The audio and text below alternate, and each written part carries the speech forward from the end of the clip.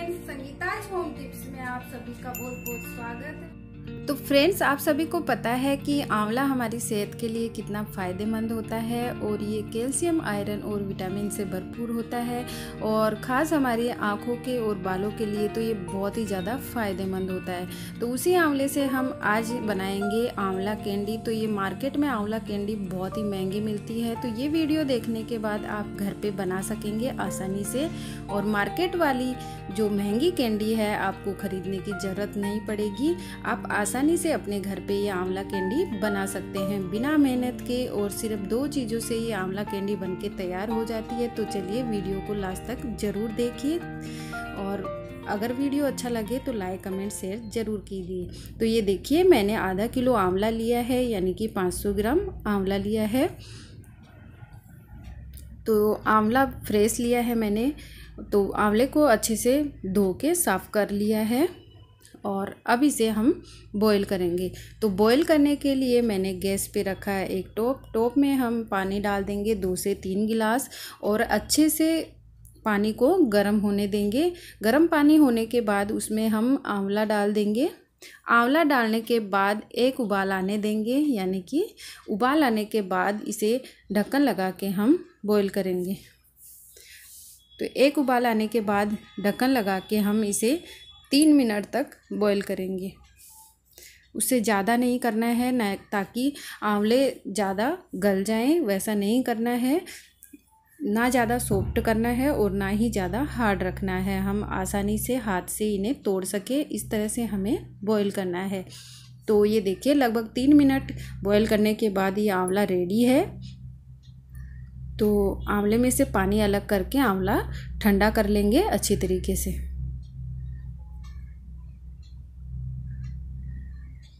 तो ये देखिए, आंवला ठंडा हो गया है और तो अब आंवले की हम एक एक कलियां अलग करेंगे। तो ये देखिए, आंवला हाथ से अच्छे से अलग हो सके कलियां आंवले की, तो इसी तरह का हमें बॉईल करना है। चाकू की सहायता से हमें ना करना पड़े वैसा नहीं रखना है। हम हाथ से ही आंवले की कलियां अलग अलग कर सके, इस तरह से हमें बॉईल करना है। तो ये देखिए, आसानी से हाथ से ये कलियां अलग हो रही हैं और जो एक्स्ट्रा इसकी जो स्किन निकल रही है वो हटा देंगे। सारी कली को हमें छीलना नहीं है, जो अपने आप स्किन निकल रही है उसे ही हटाना है, बाकी ऐसे ही रख देना है। तो ये देखिए, बहुत ही आसानी से हम हाथ से ये कलियां अलग कर लेंगे और जो दिख रही है अलग स्किन उसको हटा देंगे। तो ये देखिए, दूसरा भी मैं करके दिखा रही हूँ। ये देखिए, एक एक कली ही हमें अलग करना है, 2 कली साथ में जॉइंट नहीं रखना है, नहीं तो हमारी कैंडी थोड़ी बड़ी बन जाएगी। तो एक एक कली ही हमें निकालना है। ये देखिए, आप देख पा रहे होंगे, उसी तरह से हमें सारी कलियां निकाल लेनी है। तो आंवला सेहत के लिए कितना फ़ायदेमंद होता है वो तो आप सभी जानते हैं।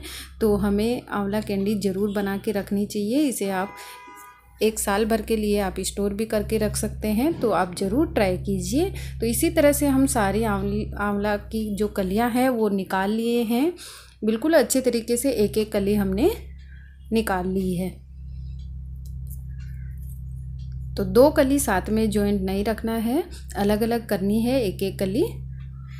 तो अब एक बड़े से बर्तन में इन्हें ट्रांसफ़र कर देंगे, यानी कि सारे आंवला की कली है जो हम एक बर्तन में निकाल देंगे जिसमें हमें कैंडी बनानी है। तो ये देखिए, आंवला कैंडी हमने डाल दी है। उसके बाद हम डालेंगे 300 ग्राम चीनी, यानी कि आधा किलो हमने लिया था आंवला, उसमें 300 ग्राम चीनी डालेंगे। और अगर आप थोड़ा सा कम मीठा पसंद करेंगे तो आप 250 ग्राम भी डाल सकते हैं। तो ये 300 ग्राम चीनी हमने ऊपर से इस तरह से फैला देनी है, मिक्स नहीं करनी है, खाली ऊपर ऐसे डाल देना है। चारों तरफ फैलाते हुए चीनी को डाल देना है।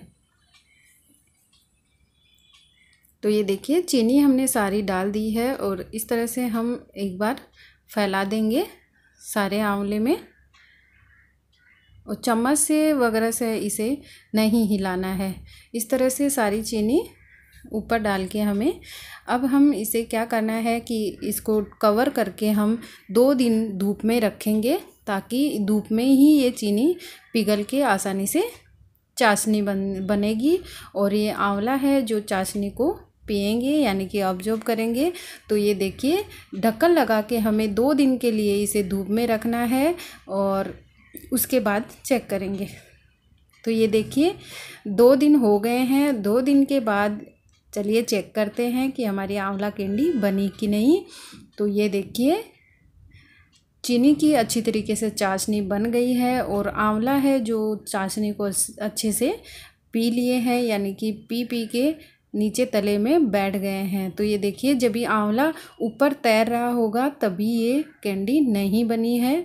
तो चाशनी पी के अच्छे से तले में ये बैठ जाएंगे, सारे नीचे बैठ जाएंगे, तभी समझना कि आपकी आंवला कैंडी बन गई है।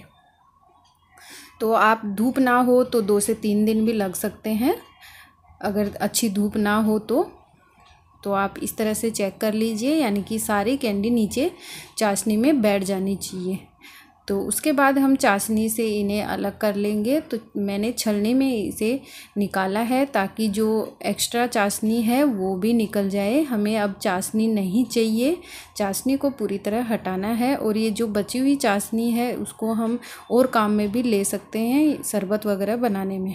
तो ये देखिए छलनी में रखने के बाद जो एक्स्ट्रा चाशनी थी वो भी नीचे बर्तन में आ गई है।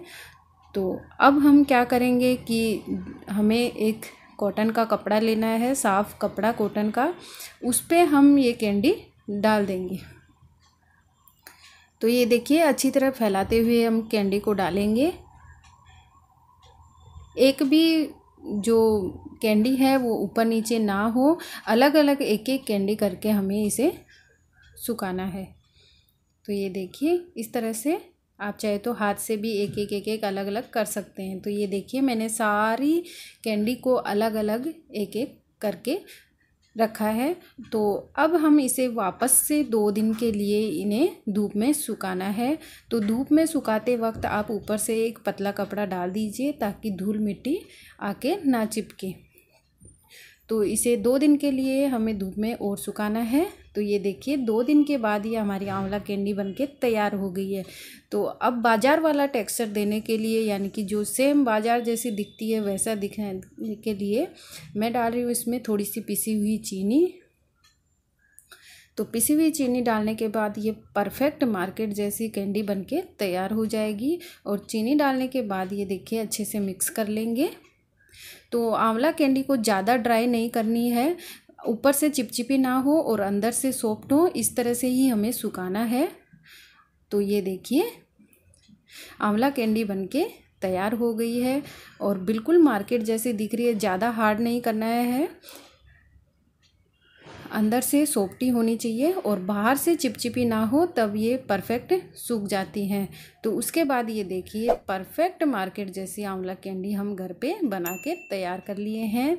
तो आंवला का सीज़न रहता है सर्दी वाला, तो तभी हम आंवला ला सकते हैं, खा सकते हैं। उसके बाद आंवले का सीज़न नहीं होता है तो नहीं मिलता है आंवला। तो इस प्रकार से हम कैंडी बना के साल भर के लिए स्टोर करके रख सकते हैं और साल भर खा सकते हैं।